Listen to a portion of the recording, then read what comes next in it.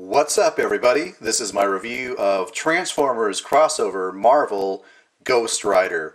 And this is actually quite a large vehicle mode here. We can see it's in motorcycle mode, of course.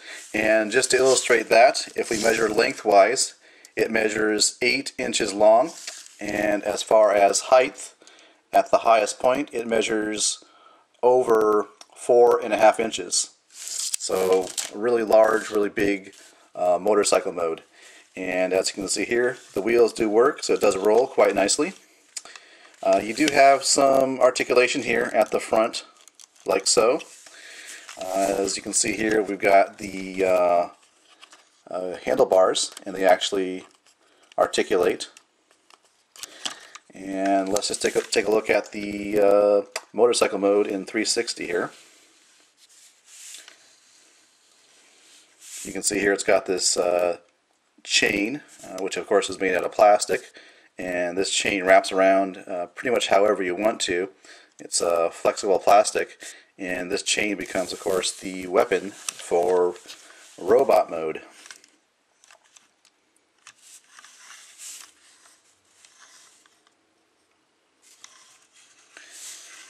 And I like the details here in the seat, in the cushion.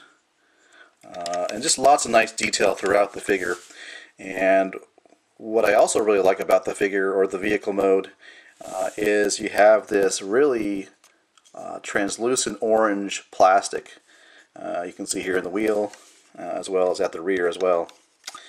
And even at this section right here, this is actually, completely orange translucent plastic. You got some yellow paint apps here, but then it kind of transitions into the plain translucent orange plastic, which is really nice.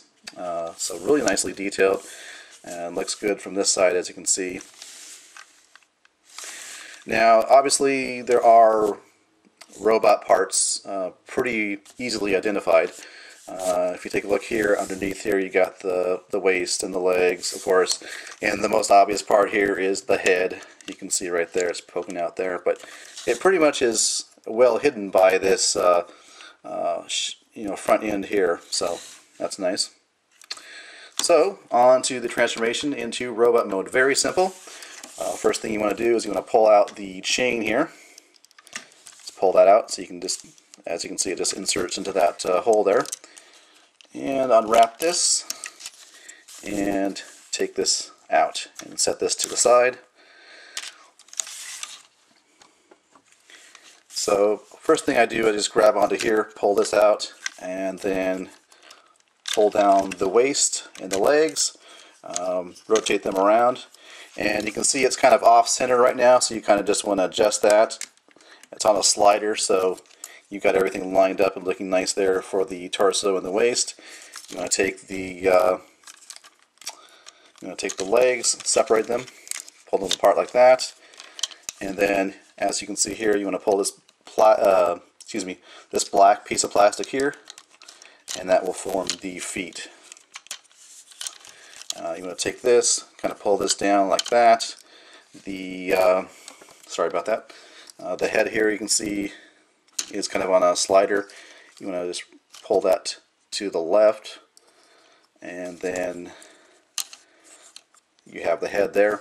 And as for the arm, they don't show this in the instructions, but if you look here, if you actually pull down, it actually extends out the arm. And then you want to just bring the arm forward like that. Probably what you want to do here is bring the handlebars in like that, just to make them nice and neat back there. And as for the right arm, you can see here the seat. I'm going to fold that together like so, and you can see here is the fist. And that really is the transformation for the Transformers Crossovers Marvel Ghost Rider figure, which is nice. And in terms of like posability, you do have the head that's on a ball joint, of course. Arms can go like that.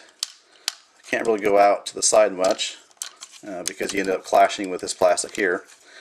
You got a swivel here at the elbow, but you can't bend the the elbow here. You can over here because you have a joint here like that, as well as a joint there. Of course, you have the shoulder joint, goes all the way around. Waist articulation, of course. And you have the hips slash leg. You can go forward, back, out like that. You do have rotation at the knee area and a slight bend, as you can see there, at the knee. So let's go ahead and take a look at robot mode.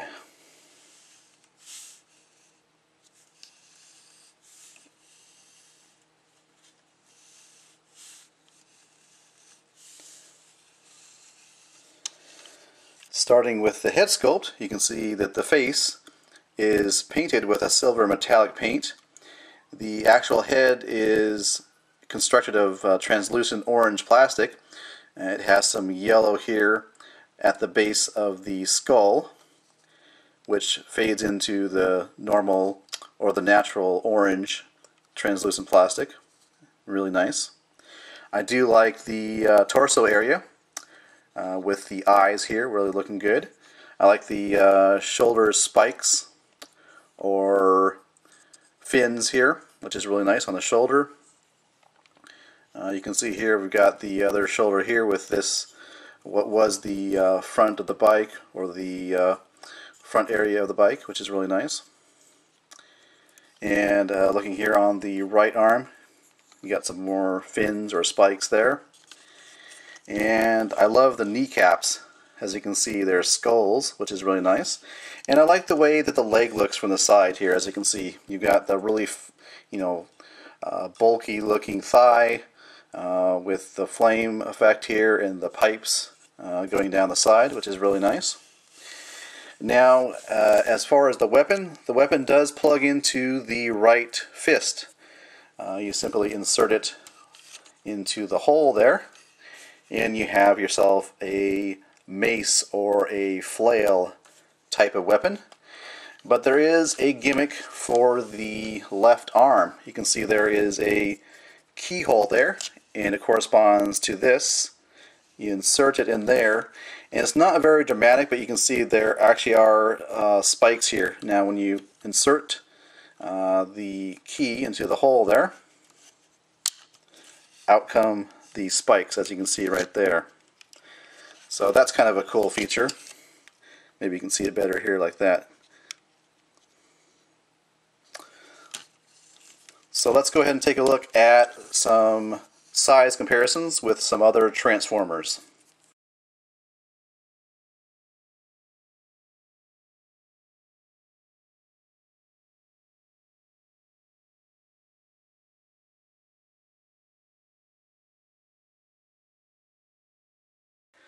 So can I recommend you go out and buy this figure?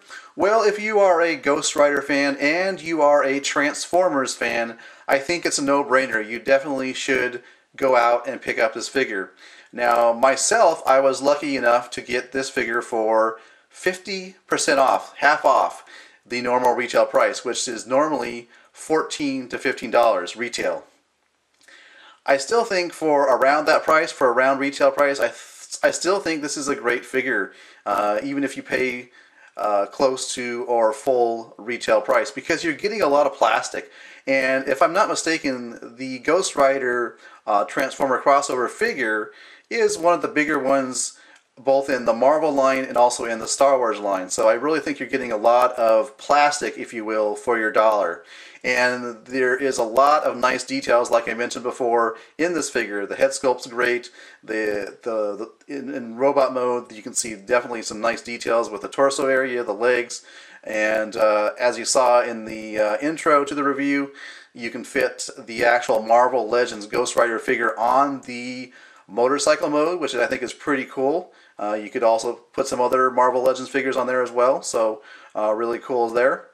And like I say, I'm going to go so far as to say that even if you have to pay, $14 to $15, it's worth getting. I mean, the transformation is simple, but that doesn't always mean it's a bad thing. I think in this case, the simple transformation is actually quite nice and quite fitting for this particular Transformer.